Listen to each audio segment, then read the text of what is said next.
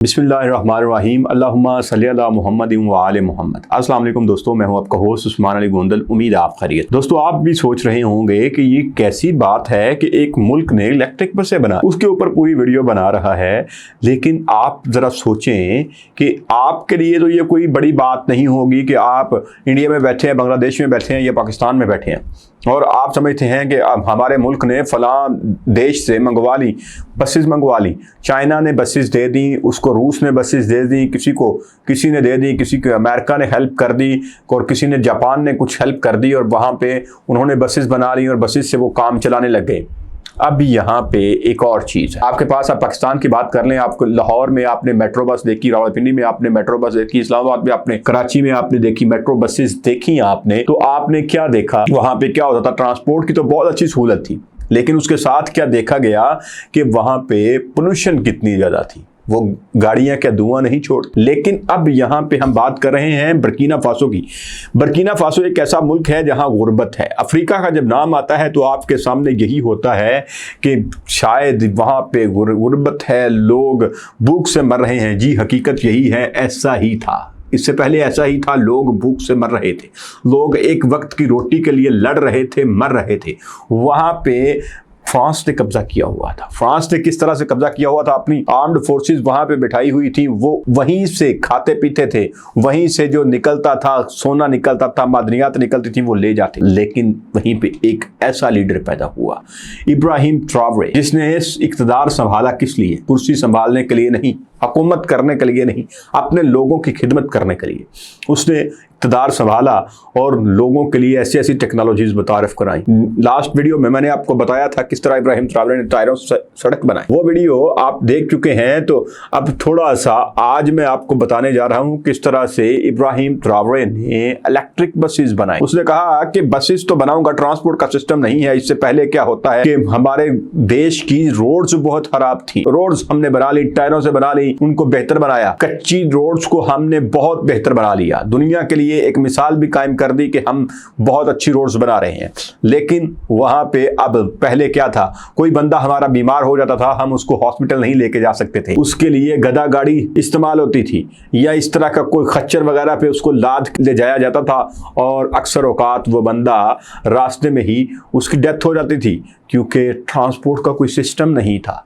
कोई बंदा एक शहर से दूसरे शहर उसको जाना पड़ता था तो उसको बहुत टाइम लगता। इब्राहिम ट्रावरे क्योंकि जानता था आजकल की नीड्स को, वो समझता था कि वो मुल्क कभी तरक्की नहीं कर सकता जिसकी ट्रांसपोर्ट बेहतर ना हो, तो उसने ट्रांसपोर्ट सिस्टम को बेहतर बनाने का सोचा और उसने फिर बनाया एक जबरदस्त सिस्टम। उसने अपने लोगों को कहा कि हमें मेहनत करनी है, हमें किसी का मोहताज नहीं होना, हमने खुद करना है जो भी करना है। ये कोई फिल्मी सीन नहीं है, ये बर्किना फासो की हकीकत है। और ये कौन कर रहा है, हकीकत में रंग कौन भर रहा है? वहां का नौजवान सदर इब्राहिम ट्रावरे। उसी बर्किना फासो अफ्रीकी मुल्क की बात कर रहा हूं जहां पर हर वक्त गोलियों की गूंज होती थी, दहशतगर्दी होती थी, लोग छुप जाते थे, दरख्तों के नीचे जाकर छुप जाते थे और उनको उम्मीद नहीं होती थी कि वो कल यहां से जिंदा निकलेंगे झाड़ियों से या नहीं निकलेंगे। अब वहीं पे 100% अफ्रीकी तैयार करदा इलेक्ट्रिक बसेस इस्तेमाल हो रही हैं। ना उन्होंने यूरोप से कुछ मदद ली है, ना उन्होंने यूरोप से पैसे मांगे हैं, ना उन्होंने IMF से पैसे लिए हैं, ना उन्होंने अमेरिका से कुछ पैसे मांगे हैं, ना वर्ल्ड बैंक को उन्होंने कुछ समझा है। उन्होंने खुद अपने हाथों से वो बसेस तैयार की। इस बस का नाम उन्होंने I2R रखा है और ये कोई मतलब कि सिर्फ एक टायर्स और एक ढांचा नहीं है, बल्कि एक ये सोच है। उन्होंने कहा कि हम बस बनाएंगे, हम पेट्रोल उसके लिए मांगेंगे, हम डीजल मांगेंगे और वो उसके बाद जब वो डीजल और पेट्रोल सड़कों पे भागेंगी गाड़ियां तो उससे पोल्यूशन बनेगा, हमारे लोगों की सेहत खराब हो। उन्होंने इलेक्ट्रिक बसेस तैयार और उन इलेक्ट्रिक बसेस के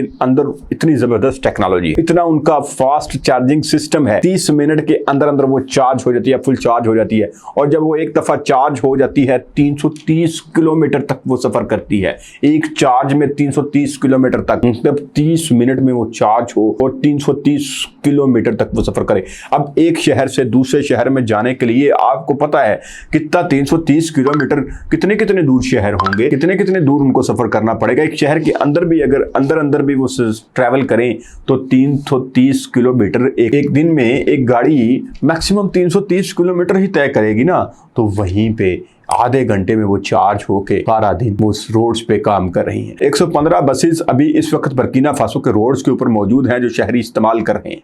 और जब शहरियों ने वो बसेस देखी, शहरी डांस करने लगे, शहरियों ने बाहर निकल आए।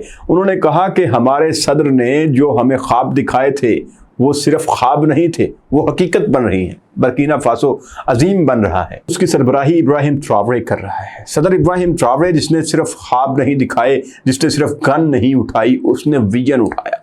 उसने लोगों को कहा कि हम मेहनत करेंगे, हम हर चीज़ बना लें, हमें पूरी दुनिया में से किसी की ज़रूरत नहीं है, हम अपने फैसले खुद करेंगे, हमें IMF की ज़रूरत नहीं है, हमें वर्ल्ड बैंक की ज़रूरत नहीं है, हमें फ्रांस की ज़रूरत नहीं है, हमें जर्मनी की ज़रूरत नहीं है, हमें अमेरिका की ज़रूरत नहीं है, हमें इसराइल की ज़रूरत नहीं है। और इन ममालिक ने बहुत हमले किए, उसको मरवाने की बहुत कोशिश की, इससे जान छूट जाए, क्योंकि वो समझते हैं कि यहाँ पे जो सोना, जो मादनियात हैं, हम कब्जा करेंगे उसके ऊपर। इस लीडर के होते हुए ये हमें नहीं करने देगा। पहले दिन तो उसने रोड्स के ऊपर जब बसेस को निकाला, लोग दौड़ते हुए, भागते हुए लोग उनके ऊपर चढ़े, और औरतें और खवातीन और बच्चे, बूढ़ी खवातीन की आंखों में आंसू थे। वो जज्बाती लम्हात थे। लोग ये समझ रहे थे कि हम सारी ज़िंदगी गदा गाड़ियों पर सफ़र करेंगे। जब उन्होंने इस तरह की जदीद गाड़ियाँ देखी, जदीद बसेस देखी, एक जगह से दूसरी जगह वो चंद ही मिनट्स में, चंद घंटों में पहुँच गए, तो उन्होंने ख्याल आया कि हमारा सदर ठीक कहता था कि हमें लोगों की ज़रूरत नहीं है, हम अपने बलबोते पे कुछ बनेंगे। और वो कुछ बन रहे हैं, वो मेहनत कर रहे हैं और उनकी मेहनत रंग ला रही। तो ये सिर्फ सफ़र का ज़रिया नहीं है, बल्कि ये उनके लिए इज़्ज़त है, ये उनकी शनाख्त है, क्योंकि वो बड़े फ़ख्र के साथ बर्किना फासो के लोग कहते हैं, जो भी पूछता है वो कहते हैं ये बस हमारी है, ये बस हमारी शनाख्त है, ये बस हमने बनाई है, हमने इलेक्ट्रिक बसेस बनाई हैं।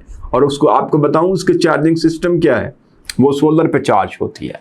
वो जो उसके चार्जिंग सिस्टम बने हुए हैं, इतने फास्ट चार्जिंग सिस्टम जो 30 मिनट में उसको चार्ज कर देते हैं, वो भी सोलर पे चलते हैं। अब यहाँ पे बिजली भी बची, उनका ऑयल भी बचा, और दूसरा इतना ज़बरदस्त जो बस का सिस्टम, और 500 बसेस का उन्होंने कहा हुआ है कि हमने 500 बसेस चलानी है। और ये उनकी शनाख्त है कि बर्किना फासो ने इलेक्ट्रिक बसेस तैयार की हैं, इब्राहिम ट्रावरे ने इलेक्ट्रिक बसेस तैयार की हैं। लोग कहते हैं कि यहाँ पे मदद की है जनाब, चाइना ने उनकी मदद की है, चाइना ने थोड़ा बहुत उनकी मदद की है। तो अगर टेक्नोलॉजी में कुछ मदद कर दी है चाइना ने, तो सीड किसने लगाया? जो सीड लगाता है क्या उसको क्रेडिट नहीं जाता? उससे पूछा होगा, टेक्नोलॉजी ली होगी, मांगी होगी टेक्नोलॉजी उनसे, लेकिन वो गुलाम नहीं है। उसने एक राह दिखाई है लोगों को, उसने लोगों को ख्वाब दिखाए। की वजह से बर्किना फासो के लोग जाग चुके हैं, पूरी कौम उसके साथ खड़ी है और वो मेहनत कर रहे हैं। आज बर्किना फासो जाग चुका है, कल नाइजीरिया भी जाग जाएगा, फिर गाना भी जाग जाएगा, जितने भी अफ्रीकी मुल्क हैं वो सारे जाग जाएंगे, और इब्राहिम ट्रावरे की सरबराही में अफ्रीका तरक्की करेगा। और यहाँ पे हमारे लिए एक रोल मॉडल है इब्राहिम ट्रावरे, जिसको यकीन है कि अफ्रीका बदल रहा है, और उसके बदलने की सबसे मेन वजह है खुददारी, क्योंकि वो एक खुददार लीडर है। उसने कहा हमें किसी की मदद नहीं चाहिए, हम खुद करेंगे। तो क्या हमें भी कोई ऐसा लीडर चाहिए? तो आप क्या समझते हैं कि अगर पाकिस्तान को, इंडिया को, बांग्लादेश को, हमें भी एक ऐसा इब्राहिम ट्रावरे जैसा एक ख्वाब दिखाने वाला लीडर मिल जाए, तो क्या हमारे भी हालात बदल सकते हैं? कमेंट सेक्शन में ज़रूर बताइएगा। आज की वीडियो आपको कैसी लगी? इंशाल्लाह नेक्स्ट वीडियो के साथ फिर मुलाकात होगी। अल्लाह ने